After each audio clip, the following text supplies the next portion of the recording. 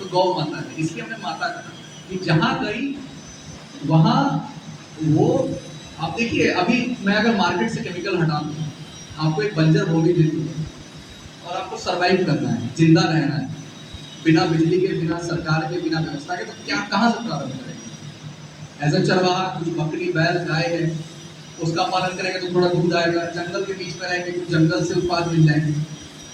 अंत में लगेगा कि जंगल के भी सारे उत्पाद, अब संख्या बढ़ेगी आपकी तो आपको खेती करनी पड़ेगी, तो जमीन में आप कैसे खेती करोगे? तो आपको बैल लगेंगे, आप हल का निर्माण करोगे, आप खेती जोतोगे। तो बिना गाय के सभ्यता फैली नहीं है पूरे भारत में।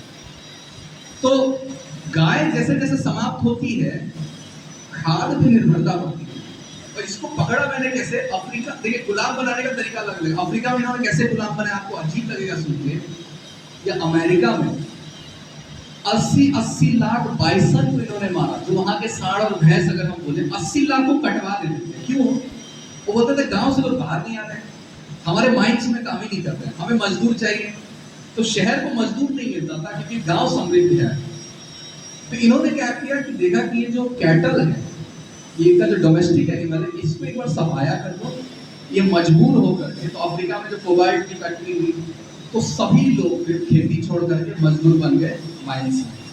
तो इन्होंने गाय को उस समय पहचाना कि ये, क्योंकि आपको देखिए गाय से आप घी है, घी से आयुर्वेद के कई उत्पाद हो जाएंगे, आप यज्ञ कर लीजिए, यज्ञोपैथी आ गई, आप मतलब स्वास्थ्य, भोजन, अपनी भावना, परिवार, सब गाय को केंद्र में रख करके आप चला सकते हैं। कभी कभी आपको बिजली की जरूरत नहीं पड़ती, जब आप मोटा मिट्टी का घर बना देते हैं और गोबर से लेप देते हैं, आप इंसुलेशन कर देते हैं, मतलब क्या क्या बेनिफिट ले सकते हैं उसकी कोई सीमा नहीं। लेकिन मूलतः यह है कि आप ऑफ ग्रिड हो सकते हैं। लॉकडाउन वाली जो व्यवस्था है, हमारे गांव में खेती सबने बंद कर दी थी। मैं 4 साल पहले से खेती करवाता था। उस समय उनको लगा कि ये बेहतर चीज है, क्योंकि हमारा समय बड़ा आराम से कटा, बस 2 लोग हम लोग खेती करते थे। और खेती कैसे करते थे? खिचड़ी के स्टाइल में, कि खिचड़ी में जो लगती है, चावल जितना है, दाल जितना है, चोखा, मिर्ची, चटनी उतने साइज में करना है कि दाल, दलहन और अनाज सबसे ज्यादा, सब्जी उससे थोड़ा कम, मसाले उससे भी कम, उसको उसी रेशियो में रखना है, ताकि हम जो उत्पादन और परिवार आधारित खेती कर पाए, मार्केट आधारित। क्योंकि मार्केट वाले को ट्रक पसंद है, ट्रक को भरना पसंद है, तो आपको एक ही फसल करनी पड़ती है। तो आपको जब दूर बेचना होता है तब आप ऐसा सोचते हो कि मुझे इतनी फसल। लेकिन अगर आप सोचिए कि मैं मार्केट से खेती ना, मतलब खरीदना नहीं है मुझे, तो आप कैसा खेती करोगे? बागवानी करोगे, हर चीज करोगे। और गांव में किसी को समस्या नहीं हुई, ना उन्हें वो सैनिटाइजेशन की प्रॉब्लम की, बाहर से कुछ आ रहा है तो साफ करना है, धोना है, सब गांव में मिल गया। और ये हुआ, क्यूबा में भी हुआ।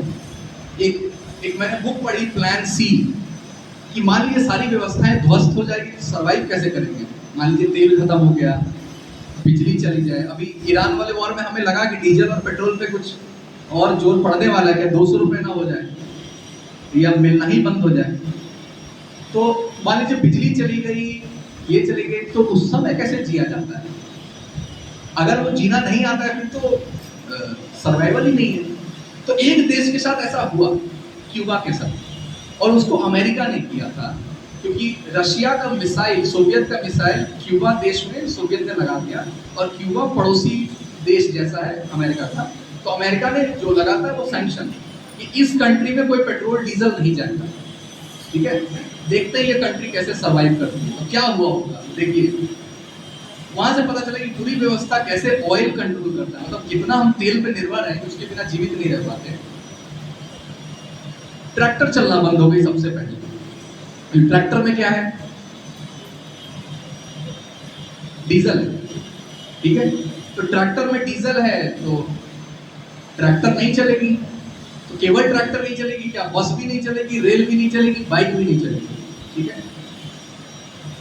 तो उन्होंने क्या किया, बोला कि जिनको बैल हाँकना आता है पूरे देश में, उनको पहले इकट्ठा किया जाए, जिनको आता है आज भी, ठीक है। 2 जोड़ा बैल को बांधना आता है, हल बनाना आता है, उनको ढूंढो, उनको मास्टर ट्रेनर बनाओ। तो भारत, मतलब वहां की सरकार ने बैल को पालने वाले और संभालने वाले लोगों को बुलाया गया और वो आए, ठीक है।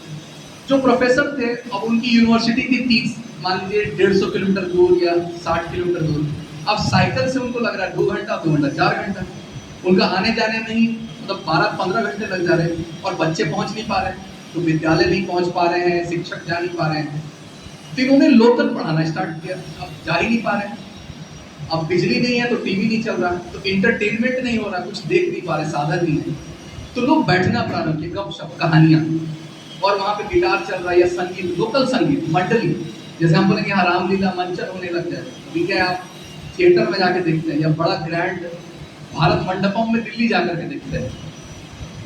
फिर हुआ क्या, समय के साथ वैज्ञानिक, इंजीनियर, इन सब का जो सम्मान है वो घटना प्रारंभ हो गया। जितने किसान थे उनको सम्मान पड़ना प्रारंभ हो गया। उन्होंने क्या किया, जितने पार्क हैं, पार्क को साफ कराया और खेत में बदल दिया कि इसमें सजाने के लिए हम क्या रखें, भोजन की कमी है तो हर पार्क को खेत बना दिया। लोग साइकिल चला रहे हैं, गाड़ी छूट गई, तो डीजल पेट्रोल जलना बंद हो गया तो प्रदूषण घट गया, लोग साइकिल चलाने लगे तो वजन घट गया, स्वस्थ होने लगे लोग। अब हुआ क्या कि अमेरिका के पेशेंट, हार्ट पेशेंट क्यूबा में आके इलाज कराने लगे। यहाँ का वातावरण शुद्ध है, जैसे हिमालय लोग जाते हैं जैसे नेचुरोपैथी के लिए, यहाँ जाते हैं तो डिटॉक्स हो जाते हैं, बॉडी साफ हो जाती है। तो क्यूबा में, क्यूबा के डॉक्टर्स की सम्मान बढ़ गई, क्योंकि ये इलाज अच्छे ढंग से कर रहे हैं, क्योंकि वातावरण शुद्ध हो गया तो दवाइयाँ भी काम कर रही हैं, और क्योंकि अमेरिका से पेशेंट आ रहे हैं तो पैसा आना चालू हो गया। तो उनको फिर समझ में आया कि ये क्या हुआ, हमने पेट्रोल डीजल बंद किया तो सारे शहर गांव बन गए, पूरा का पूरा शहर गांव बन गया। गांव मतलब क्या, ये बस 500 लोग एक दूसरे को जानते हैं, 500 लोगों ने काम अपने आप को ऐसा बांटा कि एक दूसरे का काम कर दिए। कोई प्लम्बर है, कोई एसी रिपेयर, अब उस समय तो एसी की भी बात नहीं रहेगी, हर को कुछ ना कुछ काम आने लगा, और सम्मान सबको मिलने लगा, किसान तक को भी सम्मान मिलने लगा, क्योंकि आप डिग्री और नॉलेज क्या है उसका कोई कदर नहीं है, क्योंकि आप तो यूनिवर्सिटी में जा नहीं पा रहे। और रिसर्च खेती में प्रारंभ हो, और क्या कर सकते कि खेती बढ़िया हो, तो खाद पे रिसर्च, कंपोस्ट कैसे बनाएंगे, पपीता को प्रयोग करेंगे तो क्या होगा, केला को प्रयोग करेंगे क्या होता है, हेल्थ, फूड, साइकी, परिवार के संबंध सब बढ़िया होने लग गए, संगीत का आनंद लाइव लेने लगे, टीवी पे नहीं। तो उसको एज अ बुक लिखा गया, प्लान सी, मतलब प्लान बी भी नहीं, तो एकदम एक्सट्रीम क्राइसिस है तो कैसे जिंदा रहा जाता है। तो अब मान के चलिए कि उसमें कृषि बची थी इसलिए तो रहे ना, और खाद भी ऑयल इकोनॉमी का पार्ट है, तो उन्होंने खाद भी बंद कर दिया था, इसलिए ये गोबर पे आ गया। तो अंत में मतलब आपको कोई व्यवस्था नहीं चाहिए, उसमें भी आप आगे कैसे बढ़ते हैं, जैसे बढ़ते हैं 10,000 साल से। हम एडमिनिस्ट्रेशन में देखिएगा, मैं भारतीय इतिहास देखता हूँ, मान लीजिए 2 राजाओं की भी युद्ध हो रही है ना, तो किसान खेती नहीं छोड़ता था, मतलब यहाँ खेती चल रही है, मतलब झारखंड का कोई सुदूर गांव है, हमें पता ही नहीं है कि ऊपर मुगल है या ब्रिटिशर्स है, क्योंकि लोकल जमींदार की अपनी शासन व्यवस्था है, वो वहाँ लिटिगेशन सॉल्व हो रहा है, वहां पर ही सब एक दूसरे को सपोर्ट कर रहे हैं और एक दूसरे पर आधारित है। तो हमें पता ही नहीं कि दिल्ली में क्या हो रहा है, मुंबई में क्या हो रहा है, इसलिए आंदोलन भी नहीं हो रहा है, हर जगह से आंदोलन नहीं होते थे, शहरों से ज्यादा आंदोलन होते थे क्योंकि वहां प्रभावित होती थी चीजें। तो ऐसी व्यवस्था जो आपको बनाए रखेगी, ये कहावत ये लोग कह देते हैं, कुछ तो बात है हस्ती मिट्टी की हमारी, इस पर डीप में जाते नहीं क्या क्या बात है। उसमें कृषि एक केंद्र है और गौ माता एक केंद्र है, वो हेल्थ, स्वास्थ्य, आने वाली पीढ़ी, हमारे मन का निर्माण सब कुछ करेगी। तो न्यूट्रिएंट्स केवल नहीं है भोजन, बल्कि आयुर्वेद उससे ज्यादा एडवांस कैसे, मैं अभी आपको बताता हूँ। न्यूट्रिएंट वाले न्यूट्रिशनिस्ट ये बोलेंगे खीरा खाना चाहिए, मान लीजिए बोलेगा रफेज है उसमें, आयुर्वेद क्या बोलेगा इस समय खाना चाहिए, आपकी ये प्रकृति नहीं है, आपको नहीं खाना चाहिए, इस खाने के साथ आपको नहीं खाना चाहिए, इतनी मात्रा में आपको नहीं खाना चाहिए, आपको उपवास भी रखना चाहिए। वो उसको आजकल टेक्निकल टर्म होता है क्रोनो न्यूट्रिशन, अब वो यहीं से सीख रहे हैं, जिसमें जापान के साइंटिस्ट को उपवास पे नोबेल प्राइज मिला, ठीक है। तो आयुर्वेद सुपीरियर कैसे वो आप वहां पे समझेंगे, वो उसने न्यूट्रिशन बता दिया, हाँ इसमें प्रोटीन है। हल्दी या जो दूध हम बोलते हैं, हल्दी में करक्यूमिन है, हल्दी हमारे स्वास्थ्य के लिए बढ़िया है, ये काम की बात नहीं है। आयुर्वेद ये कहेगा कि दूध के साथ ही हल्दी काम करती है आपके शरीर, इसलिए दूध में ही हल्दी होगी, वो ज्यादा कारगर है आपके शरीर। दोनों को अलग अलग कर देंगे तो एक दूसरे को पूरक है। तो आयुर्वेद ज़्यादा समावेशी है, ज़्यादा प्रैक्टिकल है, ज़्यादा प्रभावित करता है, और वो कृषि से प्रारंभ होनी चाहिए, जिसका आधार गाय और जिसका आधार नंदी है।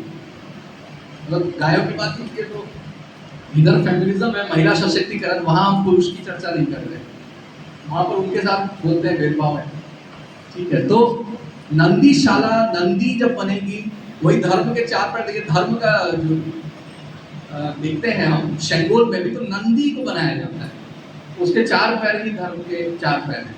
नंदी है तो गौवंश है, कृषि है, उसके अनुसार मेरा मन है, उसी के साथ मेरा व्यवहार है, उसी के अनुसार मेरा समाज है। तो केवल हेल्थ का एंगल नहीं है केमिकल फूड और ऑर्गेनिक फूड, ये पूरे सोच को प्रभावित करता है, पूरे के पूरे सोच को। आपके कोई प्रश्न है तो आप पूछ सकते हैं।